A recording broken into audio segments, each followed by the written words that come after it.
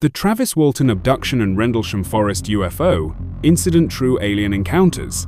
Two of the most shocking UFO encounters in history, Travis Walton's abduction and the Rendlesham Forest UFO incident, continue to raise questions. If you don't want aliens abducting you next, like, share, and subscribe to this channel, and don't forget to hit that bell notification, because disappearing for 5 days without updates is just rude. In 1975, Travis Walton, who was 22 years old at the time, had developed a bad boy reputation in his hometown of Snowflake, Arizona. You know, he rode a noisy Harley-Davidson motorcycle through town. He was a wild bull rider, and he was a boxer. And there was this story about Travis when he was with his friends in a car, and they were driving down this road, and a bear jumped out of the woods and landed in the middle of the road and was just standing there. And Travis, without any hesitation, leaps out of his car and chases after this huge bear and scares it into the woods, and in fact chased it up into the woods. So Travis was just known as this kind of rebel, problem child a little bit. But he was beloved by his friends. He was just like one of those cool guys that he did it his own way. So Travis and these 6 other men that he worked with were loggers. They were given contracts, and they would go out and they would clear trees in a certain area. They were not big time with huge equipment to do this. We're talking chainsaws, saw and regular saws and axes, and they would just go out. These blue collar, like hard working type guys, and they would clear areas of trees. That's what they did. Now these 7 men, they did a dangerous job. I mean, you're cutting down these huge trees and you're usually working pretty quickly. You're operating, chainsaws that are pretty dangerous. And Mike Rogers, who was the crew boss, who was there the day of this event, he described in a number of his interviews that the men that he hired to do these jobs, they needed to be incredibly level-headed. They did not strike you as people that would have this fantastical, alien encounter story on the 5th of November, 1975. Mike Rogers was given a contract to clear out this huge 1,200-acre plot of land inside of the Sitgreaves National Forest, and he grabbed his crew. They piled into the one pickup truck that Mike owned, and Mike knew that this was going to be a really difficult job. It was a huge area to cover, and he told his men up front, "We're going to be working really hard, so expect long full days." And so, over the first 3 days of the job, even though they were working, long hours and barely taking any breaks, they were behind schedule at the end of this 3rd day. It's late at night, they've worked all day, and everybody is just totally exhausted. And so finally, they wrap up, and they all pile back into Mike's truck, all 7 of them, and they start driving the access road back down to the main road to get back to the town. And as they're driving, they're not really talking about work at all. They're kind of joking about what they're going to do that night. And as they're driving down the road, and again it's heavily forested, they look off to the right, and there is some lights in the forest. They would say in interviews that they all noticed it, but it did not stand out as anything particularly bad. It just could be anything, they weren't thinking about it. But as they were driving down this road, and this light, I guess, got brighter, or maybe they couldn't help but notice it. They all started commenting on this light, and they're looking at it, and somebody suggested that, oh, it's probably just the moon, it's a full moon.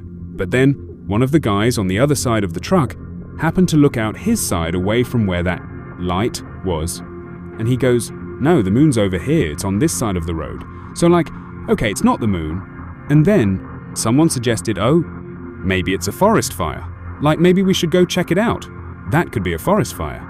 But then Mike Rogers, the driver, the crew boss, is like, "No, there'd be smoke. There's no smoke or anything." And Travis, who he's the guy that's jumping out of cars to go chase down B, and he's like a total kind of adrenaline junkie type. He's like, "Hey, let's just drive over there and see what it is like. I don't know, it could be anything. Let's go check it out." The guys in the truck were a little on edge about it, but ultimately said, "What's the harm? We'll drive over. We know there's a road that brings us over to that section of the forest. We'll get a look at whatever this is, and then we'll leave." So they drive down this other little access road, and they come to a clearing where these lights were, and they are astounded at what they see. They were all polygraphed separately about what they saw when they reached this clearing. Each of them described the same thing with slightly different details because it's from their own perspective, and the polygraph tests all showed that they were telling the truth. They saw this disc-shaped craft with what looked like panels of lights on the underside, hovering in a clearing maybe 50 or 100 feet off the ground, not spinning or anything, just floating in mid-air as if it was suspended. And the men in their interviews later on television, shows and books, they would say, what struck them was not just the fact that there's this craft here, but how bizarre it was to see this thing defying gravity. It's not moving, but it's hovering over the air, and it's right in front of us. And one of the men even commented at length, because he would build houses, and he was a handy guy. And he started talking about the structural framework of this craft. He could see that there was really impressive engineering on the underside of this craft. It was just this beautiful machine, and they're looking at it. And Travis is so excited when they get to this clearing, he doesn't even know what he's looking at. But much like the bear, where he jumps out and chases the bear as soon as they were almost at a stop in this clearing right next to the ship, he's jumping out of the car. Nobody else is just Travis, and he starts walking just a little ways away from the car towards this craft. The craft doesn't move. The craft is maybe, from where they parked, maybe 50 or 100 feet away from them, and then 50 or 100 feet in the air, and the crew doesn't say anything. They're just dumbfounded by what they're looking at. Travis is also dumbfounded, but he's walking towards the ship, and he would say in an interview that he was frightened, but he was mostly curious. He knew he was looking at something that no one knew what it was, some sort of craft. They didn't know what it was, but it was fascinating to him, and he kept walking closer and closer and closer to it. And as the crew kind of came out of their initial shock of seeing this unidentified flying object in the sky, they start yelling for Travis to come back. They had this bad sense that something was going to happen, and they thought, you shouldn't go near it, like come back. Not to mention it's hovering in the air. What if it falls? And it lands on you like, hey Travis, come back over here. And then it was like once one person started yelling for Travis to come back, they all did. And so Travis remembered hearing them screaming for him to come back to the car, but he's not really paying any attention. He's still walking, and finally he stops. He's just looking at it, and Travis would say he was just struck at just the beauty of the underside of this craft, with all these different panels of lights built into it, was this incredible piece of machinery. And he's looking at it, and then all of a sudden, it starts spinning just a little bit, and it starts emitting this noise that all of them reported.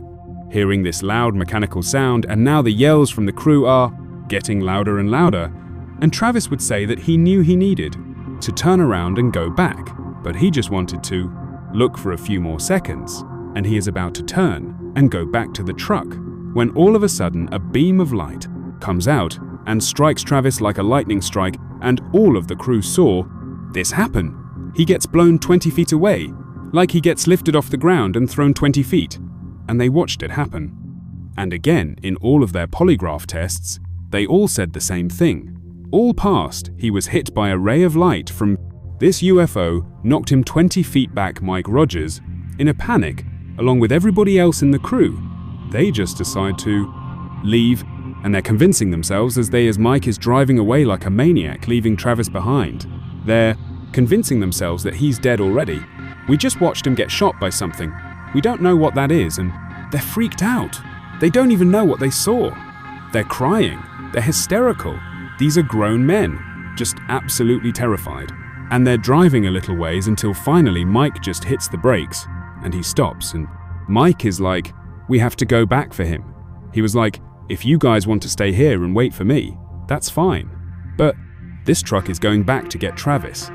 And so the idea of waiting out in the open after seeing what they just saw was even worse than going back. They wanted to stay together, so a little bit begrudgingly, although they knew they needed to, they all got back in the truck, turned around and started driving back, up to the UFO site. As they make it back up, they notice that there is no lights up there. You know, the craft is gone, there's no Travis, and they get out. And now, Mike is uncontrollably crying, because he feels like they just abandoned him. And where did he go? Everybody else is in shock. They can't believe it. They start screaming for Travis. They're running around the woods yelling for Travis, looking for signs of Travis. They really don't know what happened, but they know Travis is not here. And after a little bit of time of looking, they're like, we have to tell the police. And they knew that it was going to be bad for them when they told police the story is a UFO came and zapped Travis, and now he's gone. That doesn't really sit well with police. But they knew because they wanted to find Travis, and they were very concerned about their friend. They knew they had to tell police. Mike and a few of the other crew were just unable to even think they were crying. They were upset. And so, finally, they get to a payphone the first payphone. They saw this 1975 and Ken Peterson, who was this very kind of simple matter-of-fact guy, recently married, just very simple guy, very level-headed guy. He decides to call the police, because he's the only one who is composed enough to do it. And so he calls the sheriff's department, and he says, you got to come out here. We can't find our friend Travis Walton. We'll have to describe it to you when you get here, because trying to do it over the phone is not going to do it justice. But he's gone, and we don't know where he went. So shortly thereafter, Sheriff Marlon Gillespie and Ken Coplin, their partners, they show up at this rest stop where this payphone was, and they get to the scene. They see Ken Peterson, who made the call to them, and they're like, all right, tell us what's going on. The crew has now gotten out of the truck. They look distraught for sure, and Ken begins to try to describe what happened. But he hasn't said UFO, he hasn't said aliens, he's just said, we were up at the logging site. We had a contract up there, and then, it's hard to describe, and Mike Rogers jumps in, he's like, we saw a UFO, and a ray of light hit Travis, and then he disappeared, and the sheriffs are looking at them like, really? And so they stopped them, and were like, all right, I need to search your truck to make sure you guys aren't under the influence of something. And they're like, we haven't done anything. We've been working all day. They search a truck. Nothing, they check each of them to see if they're sober. And their field tests show they were all sober. And the Sheriff Gillespie, who was the overall in charge sheriff, even though he was a total skeptic, and so was a Sheriff Coplin as well. He would say about that first engagement with the 6 crew members that they were obviously shaken up by something had happened. They don't know what it was, but they were shaken up. And what Sheriff Gillespie believed was that they were creating a hoax to cover up a real crime. He believed that they had harmed Travis Walton, and they were using a UFO to cover it up. But he also was thinking to himself like, this is a bad hoax. It's not very well planned. They don't really have their stories really lined up particularly well. They're not doing a good job explaining it. The only thing they're doing well is acting scared. A couple hours later, the sun's starting to come up, because it was super late when all this happened. And Sheriff Gillespie and Sheriff Coplin have organized this huge search effort up in the forest where Travis had gone missing. And the crew members, they're all there as well. A bunch of volunteers showed up, and they are scouring the area. I mean, they got dogs out. They got these huge teams looking everywhere, and they can't come up with anything. I mean, they're looking everywhere. There's no sign there. There's nothing. There's nothing from Travis. And so while this is all going on, Sheriff Copan and Sheriff Gillespie have started coming over to Mike Rogers and the rest of the crew and being like, hey, if you just tell us where Travis Walton's body is, like, we'll go easy on you guys. Like, we know you did it. And they can feel that the pressure is really mounting that if they don't find Travis, even though they didn't do anything according to their story, they're going to face serious repercussions, because that's the way the world works. You don't get to say aliens did this and not have any blame placed on you, because there's no proof. They just have their own eyewitness testimony. That's it. And so the crew has started to become very worried about what's going to happen. They're worried about Travis, of course, but they're starting to see that, like, they're going to be prosecuted for this unless they find Travis.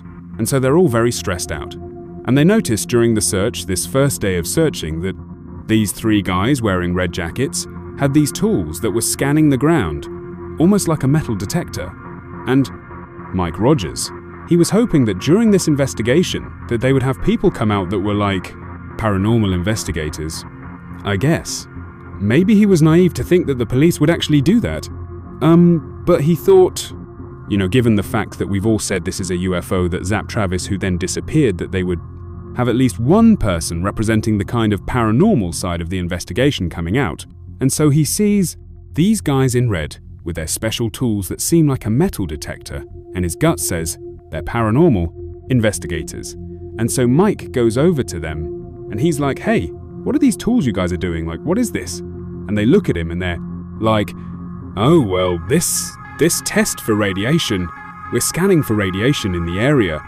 And he asked them like, well, what group are you guys with? Are you with the sheriff's department? And they just didn't really answer them. They said, oh, we're just checking for radiation in the area. This is just what we do.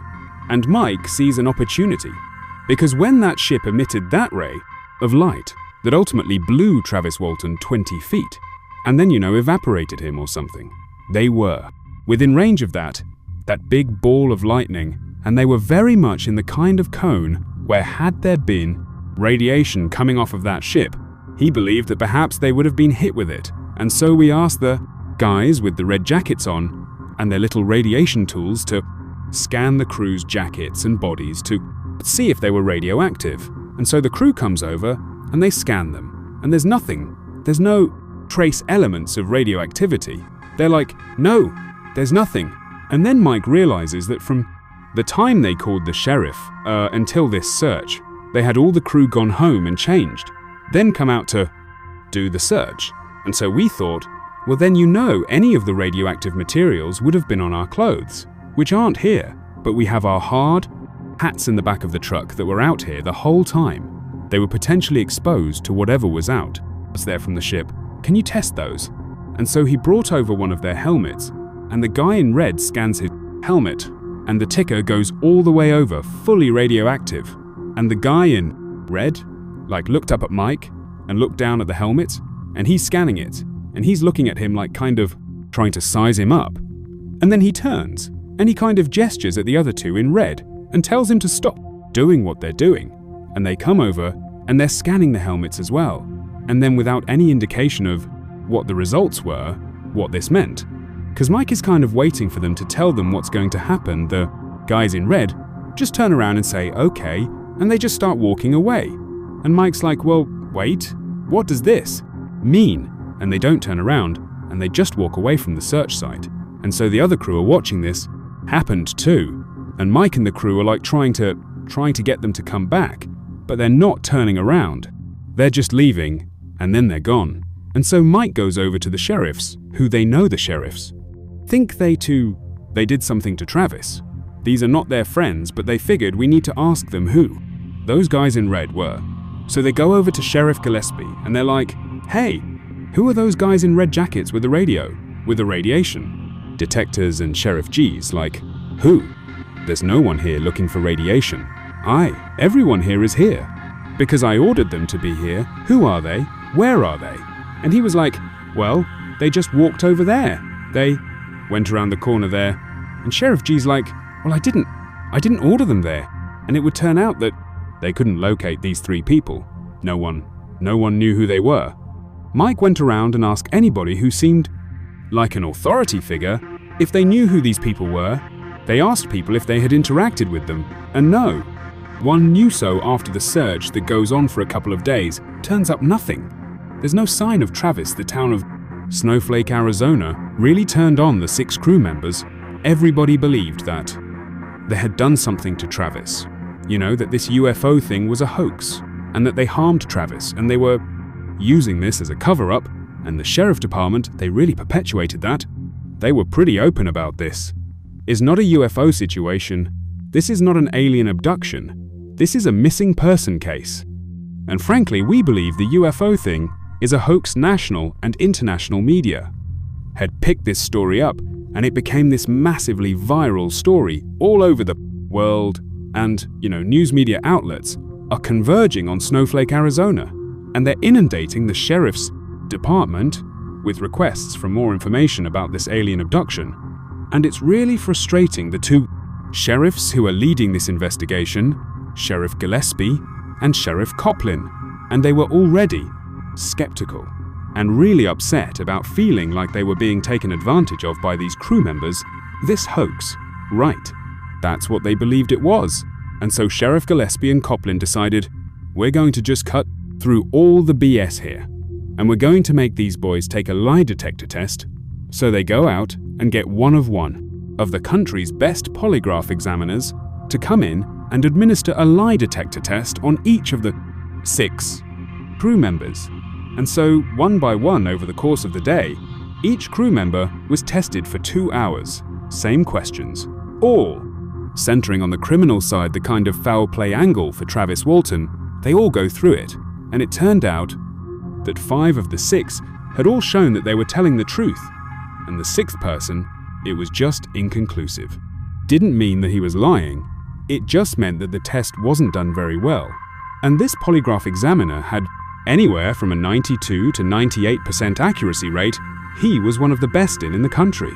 And he even would say, like, it would be so difficult to fake that to have 5 people, let's say this is all a big hoax, and they harm Travis Walton, it would be almost impossible to have 5 people be able to pass my examination and have nobody slip up. They were telling the truth. And so the examiner tells the sheriff, and the sheriff is Sheriff Kessie, is dumbfounded because he believed that they were going to find out they were all lying, and that this could just be a pure criminal investigation, and it would be, let's go find Travis Walton's body. But now the examiner is saying they're telling the truth, and so Detective Gillespie and his partner are like, now what do we do? And then 5 days after Travis's disappearance, Travis shows back up. During numerous interviews, Travis would say that he remembers waking up on a road and he didn't recognize where he was, but it was nighttime, it was raining, and he sensed a very bright light above him. And so, as he's laying, he kind of turns his head to look up into the sky, and he sees what looks like the underside of that ship, because you remembered how struck he was by the beauty of the kind of engineering underneath that disc UFO they saw in the forest. It looked the same. His vision was not great, but he's looking up, and he's pretty confident that's what he's looking at. And then it flies into the sky, and it's gone, and he's left in total darkness on a road, in some place he doesn't know, and he remembers standing up and feeling very weak and depleted and dehydrated, and he just knew that he had to get to civilization. He had to just go in a direction and find someone who could help him, because he was so weak, and he would die out there if he didn't find someone who could help. And so he musters his strength to stand up, and he starts kind of staggering down the road, and eventually, through just adrenaline, he just starts running. And luckily, he sees up ahead there is a rest stop, and at rest stops there's payphones, and he makes his way down, and he goes to the payphone, and he has change in his pocket still. He puts it in the payphone, and he ends up calling his brother, and his brother he can't believe he's talking to Travis, because Travis is probably supposed to be dead at this point. He didn't believe it was Travis, but Travis just said to him over and over again, "It's me, they brought me back."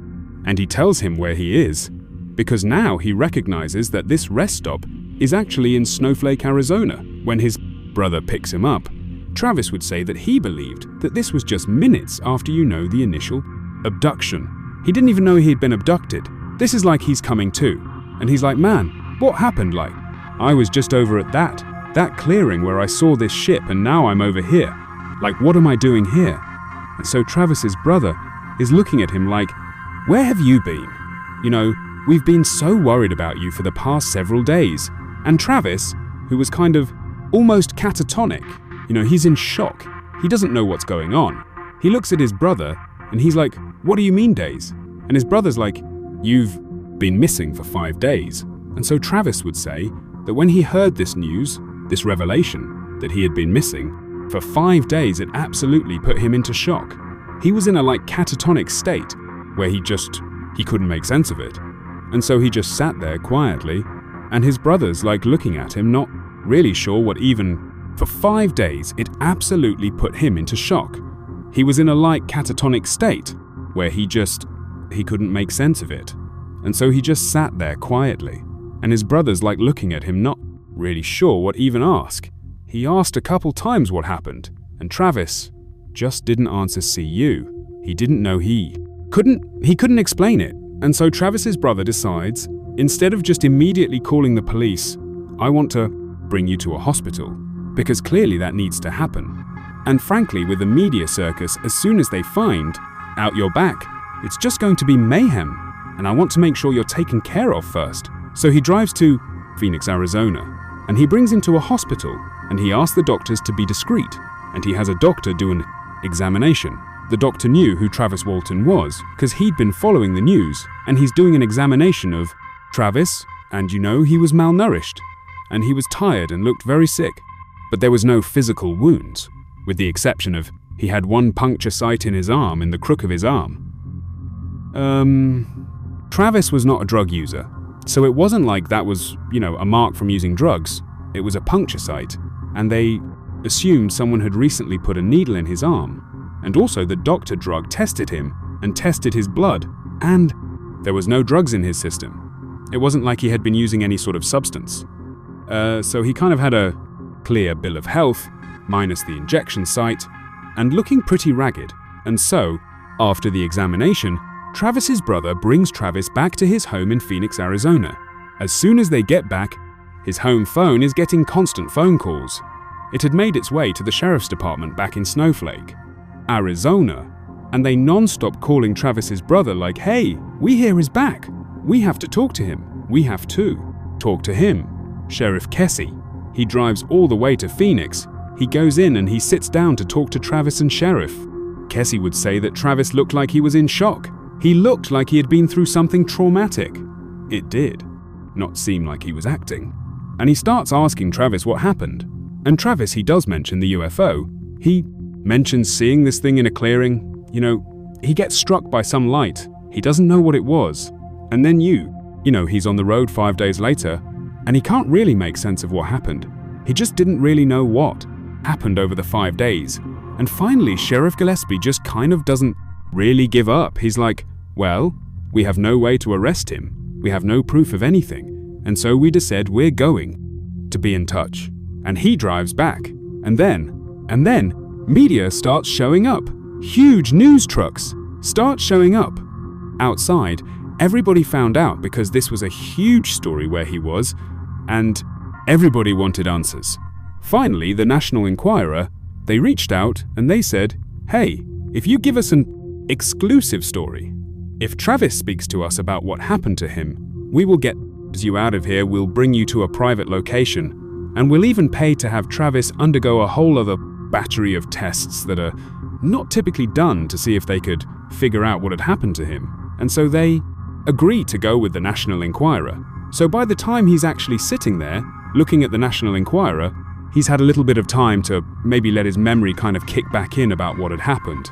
And he's having these flashes of memory of what happened over those 5 days, because initially all he could remember was seeing the craft and then being on the road 5 days later.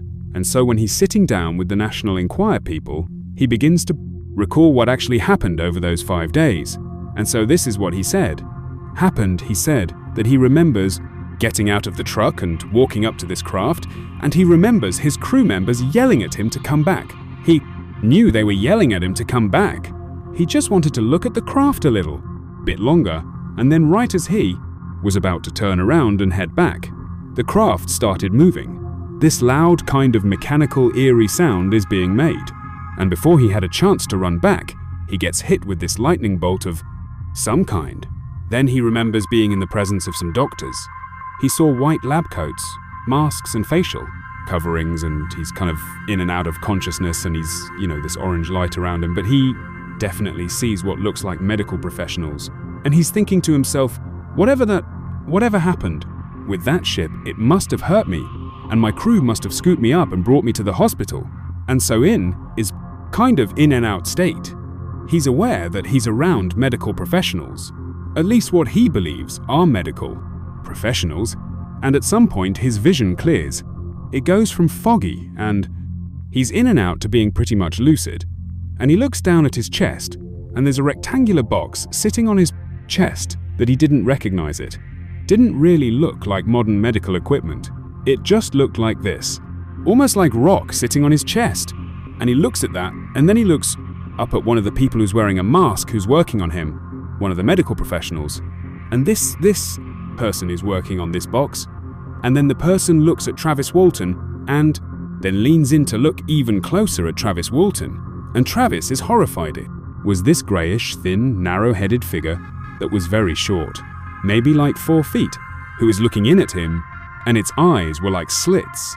And it's looking at Travis, and Travis, who's unbelievably scared at this point, pushes everything off of him. He rips out all the cords that are attached to him, kind of topples, off of this table that he was on, and he realizes he's in a fairly small room, and there's 3 of these humanoid creatures in the room with him, and he picks up the biggest instrument you can see next to the table that he was just laying on. He didn't know what it was, and he starts kind of wildly waving it at them and screaming to leave him alone, like, "Get away from me."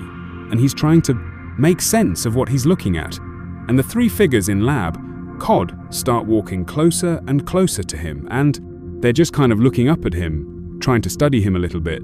They get all the way up to him, and he's waving, and he's almost about to hit one of them, when they just kind of abruptly turn around and leave the room, leaving him alone in this kind of examination room. And as soon as they leave, he watches them go down the little outside, to the door down the little hallway, and they turn left. And so he's practically paralyzed with fear, but he knows if he can't get out of this room, he's done for. And so finally, he kind of gets himself together, and he walks past the examination table. He goes down the hallway outside of the door, and instead of going left, where they went, he kind of sneaks off to the right, starts walking, and he comes to another room, and it's a room that has a single chair in it. It's this tiny little room with a chair, and the chair is turned away from him. He begins to peer around the chair, and he sees that no one is sitting there, so he goes in front of the chair and he's like touching the wall, looking for a doorknob or any sort of mechanism that can get him out of this room. And he said, like the room, it was like this perfectly flat. Everything was flat and smooth. There was no door handles. He couldn't find a way out. And he ultimately sees on the chair that it looks like there's some buttons on the chair itself. And he pushes all these buttons on the chair and nothing happens. And then in the doorway where he came in, suddenly a man, appears in the doorway who's wearing what looks like a spacesuit, like an astronaut suit. And Travis is so immediately relieved, even though the weirdness of him being in an astronaut suit is pretty high. But he's like, it's a human. And he doesn't know what to think about the fact that he's now excited to see a human, right? Like, it's terrifying that you were just around these non-humans, but he's like in panic mode.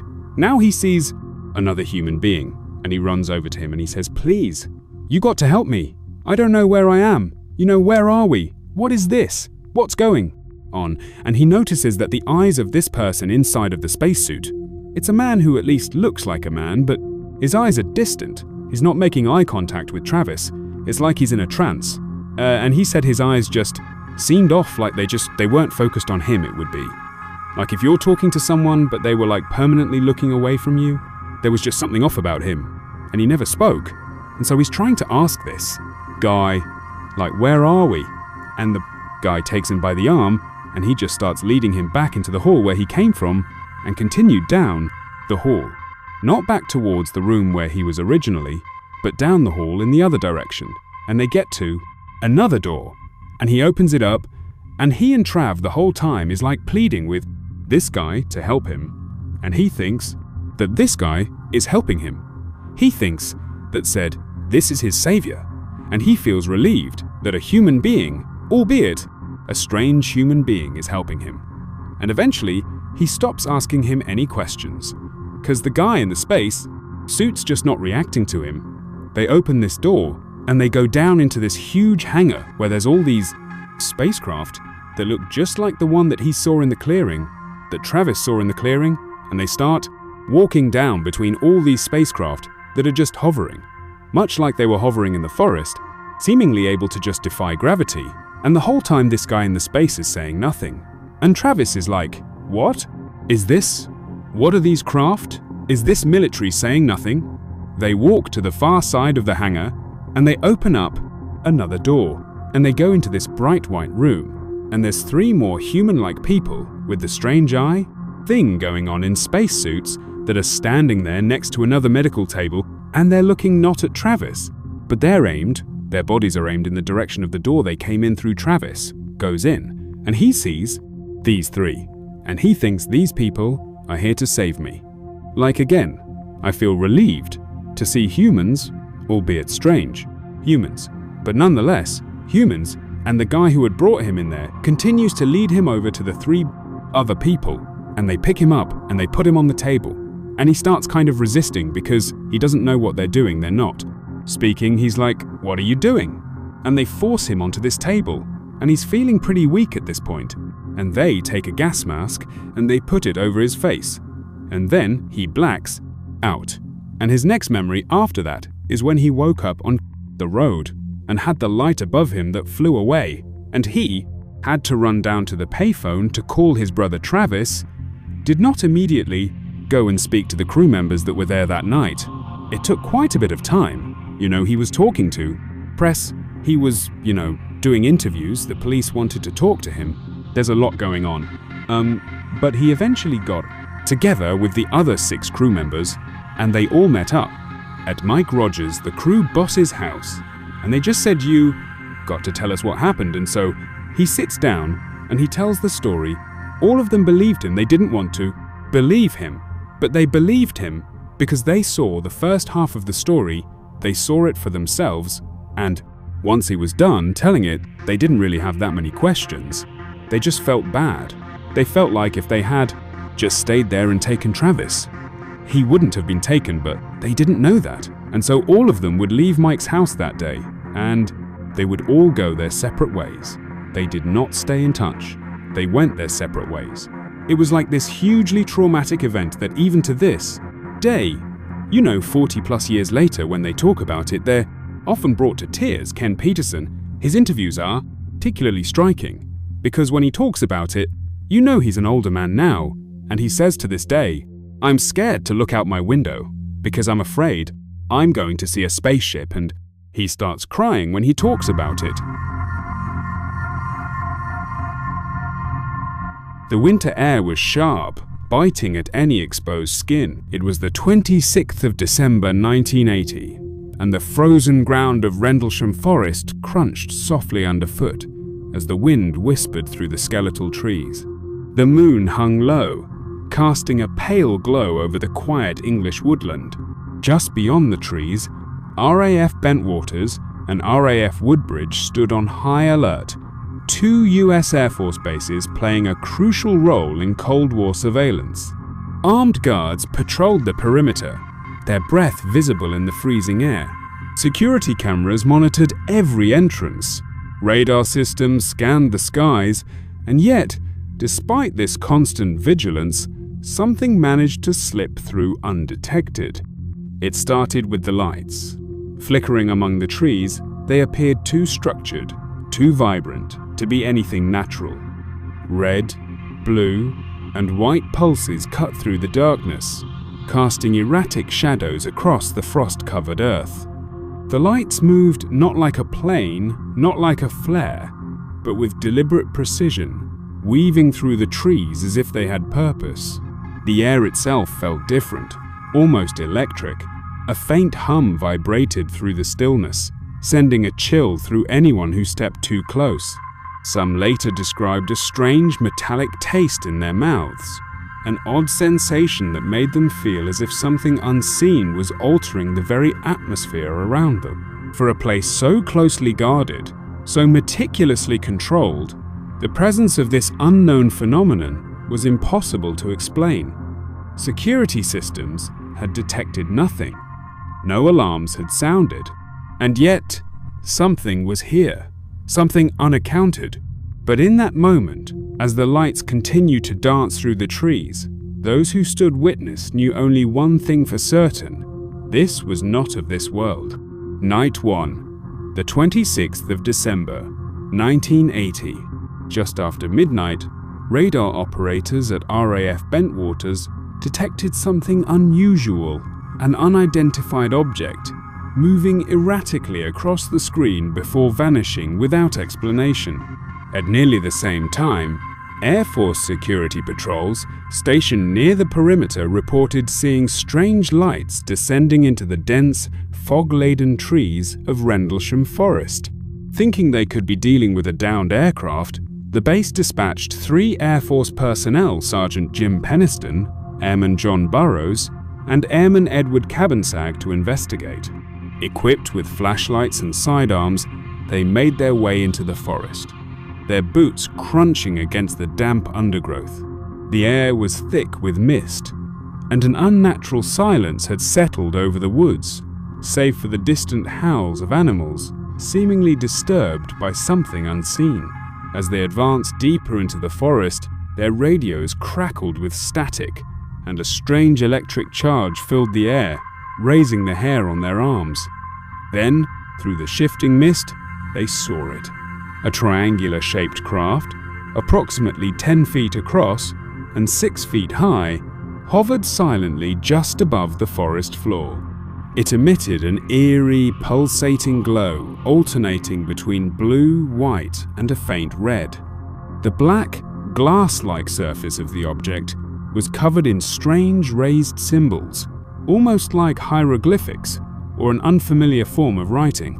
The light from the craft cast long, shifting shadows across the trees, making the entire scene feel otherworldly. Sergeant Peniston, overwhelmed by both curiosity and a sense of duty, stepped straight into the sky at an unimaginable speed far beyond anything known to modern aviation. The forest fell eerily silent once more, as if nothing had happened. Shaken and unable to comprehend what they had just witnessed, the men hurried back to the base, their minds racing with questions. They filed detailed reports of the encounter, expecting immediate action, or at least a thorough debriefing. Instead, they were met with an unsettling silence. Their superiors acknowledged their accounts but seemed disinterested, dismissive even. No alarms were raised, no investigations ordered. It was as if the event had been erased before it even began. But for night 2, the 27th of December, the bitter cold of the December night wrapped around Lieutenant Colonel Charles Holt like an invisible shroud as he led his team into the heart of Rendlesham Forest. The dense trees stood tall and silent, their skeletal branches stretching upward as if reaching for something unseen. The moon hung low in the sky, casting long, distorted shadows across the frost-covered ground. Every breath the men exhaled formed ghostly plumes in the frigid air, dissipating into the darkness. The night before, strange lights had been reported in this very spot, pulsing, unearthly lights that had sent guards at the nearby RAF Woodbridge base scrambling for answers. But whatever had occurred had left more questions than explanations. Now, it was Holt's turn to investigate, and he was determined to get to the bottom of it. His boots crunched softly on the frozen earth as he tightened his grip on the handheld tape recorder. He pressed the record button with a practiced motion, capturing every detail. The static-filled hum of the device accompanied the sound of the men moving cautiously through the undergrowth. "We're approaching the last known location," he muttered into the recorder, his voice calm but edged with anticipation. The readings on the Geiger counter are slightly elevate, not dangerously so, but unusual.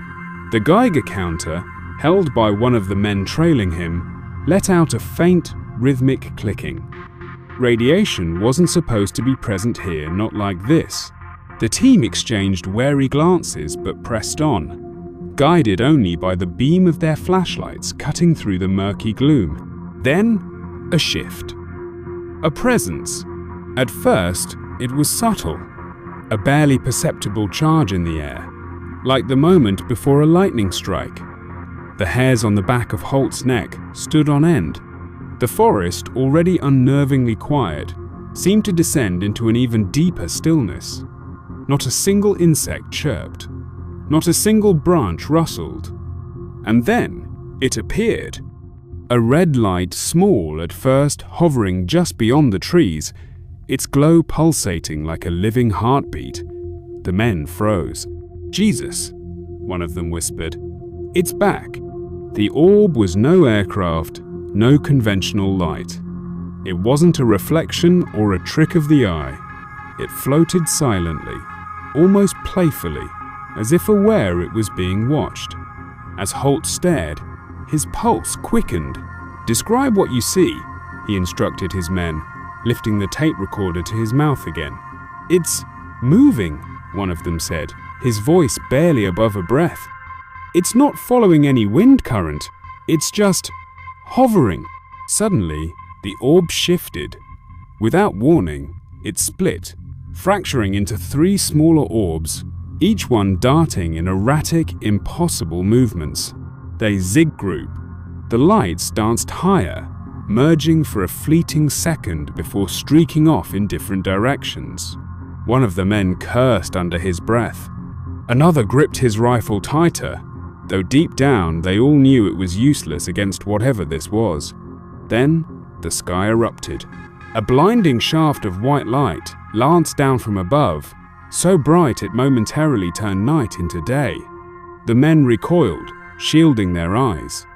But it wasn't just anywhere the beam was directed with precision. It was aimed directly at the nuclear storage facility on the base. Holt's breath hitched. His mind raced, logic desperately grappling for an explanation. No conventional aircraft could do this. No satellite, no known technology had this level of control.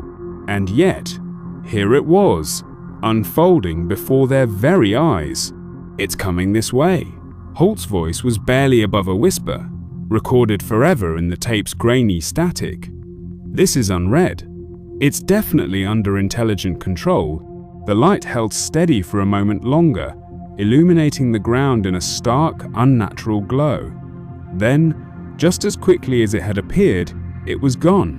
Silence reclaimed the forest. Holt blinked, his eyes struggling to adjust to the darkness that had returned so suddenly. His men remained frozen in place, their expressions a mix of awe and dread. It felt as though the very air had shifted, leaving behind something unseen yet palpable. "What the hell was that?" one of the soldiers finally managed to say, his voice hoarse. Holt exhaled slowly, trying to steady his nerves. "I don't know," he admitted, lowering the tape recorder, "but we're not alone out here." For several long moments, they stood in stunned silence, scanning the treetops, half expecting the lights to return. But they didn't. The night was still. The forest remained unchanged. Yet something had changed. The men knew it. Holt knew it. They had come looking for answers. Instead, they had stumbled into something far beyond their understanding, something watching, something aware, something that had made its presence known. And whatever it was, it had chosen to leave them with more questions than ever before. The aftermath and the binary code mystery. In the days following the incident, high-ranking officials arrived, and a shroud of secrecy enveloped the base. Witnesses were ordered to stay silent, some claiming they were threatened into compliance. The British Ministry of Defence (MOD) released an official statement attributing the lights to natural phenomena, specifically the Orford Ness Lighthouse, but many found this explanation insufficient. Years later, Sergeant Penniston, still haunted by the experience, later transcribed the binary code he had seen in his mind. When it was finally translated, the message read, "Exploration of humanity, continuous for planetary advance." To this day, the Rendlesham Forest incident remains one of the most credible UFO encounters in history. Unlike many sightings, this case involved multiple trained military personnel, recorded evidence, and even physical traces left behind. So, what really happened in that forest? A misidentified military experiment? A foreign reconnaissance vehicle? Or was it something far beyond human comprehension?